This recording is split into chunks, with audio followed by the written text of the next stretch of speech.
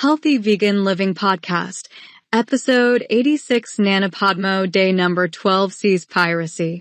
Ahoy there, plant-based pirates! Welcome to Healthy Vegan Living. We're here diving deep into the world of vegan documentaries. I'm Gary, the captain of this seaweed-powered ship. And I'm Samantha, first mate and resident kelp enthusiast. It's day number 12 of NaNoPodMo, and today we're making waves with Seaspiracy, a documentary that's got everyone talking about the state of our oceans. That's right, Samantha. This film is like a tidal wave of information, and we're here to help our listeners navigate these choppy waters. Let's start with the pros, Gary. What did you think worked well in Seaspiracy? Well, Samantha, I'd say the film did an excellent job of raising awareness about some critical ocean issues. It sheds the light on the impact of commercial fishing, plastic pollution, and even human rights abuse in the fishing industry. For example, the revelation about the amount of plastic from fishing gear in the ocean was eye-opening. Absolutely. And the film's exploration of dolphin-safe tuna labels was quite revealing. It made me question the effectiveness of these certifications. On the flip side, Samantha, some aspects of the film didn't quite float my boat. What were your thoughts on the cons? Well, Gary, while the film raised essential issues, it sometimes oversimplified complex problems.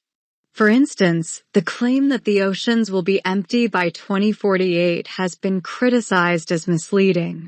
The scientist whose work was cited has said his research was misrepresented.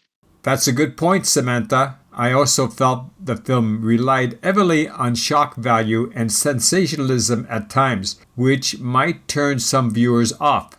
Some experts featured in the film have claimed their interviews were taken out of context. You know, Gary, this reminds me of a joke. Why don't fish carry wallets? I don't know, Samantha. Why? Because they're afraid of credit card sharks. Oh, Samantha, that was terrible bull shark. But speaking of sharks, the filmed coverage of shark finning was particularly impactful. It really highlighted the cruel practices in some of the fishing industry. Absolutely, Gary. Overall, I'd say Seaspiracy was a mixed bag. It successfully brought attention to important issues, but its approach and some of its claims are controversial. I agree, Samantha. It's like a vegan seafood platter. Some parts are delicious and satisfying, while others might leave a fishy taste in your mouth. Oh, Gary, you're really fishing for compliments with these puns. But in all seriousness, what's your takeaway for our listeners? I'd say watch the film, but do so with a critical eye. Use it as a starting point to learn more about ocean conservation, but don't be afraid to fact-check and seek out additional sources. Great advice, Gary. And remember, folks, whether or not you eat fish, we can all do our part to protect our oceans. Every little action counts. That's right. And on that note, here's one little bit of vegan humor. Why did the kelp break up with the coral? I don't know, Gary. Why? It was sick of being tied down. Oh, Gary, that was sea-ridiculously bad. And that's our take on Seaspiracy.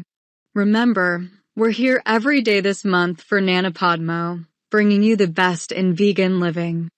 Until next time, stay healthy, stay vegan, and keep making waves for our ocean.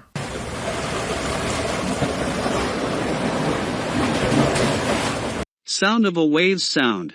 Royalty-free Waves sound effects. https://pixabay.com/sound-effects. Sound effect from Pixabay. Waves 6907. Thanks so much for tuning into the podcast. Our podcast's intro and outro music is Beautiful Days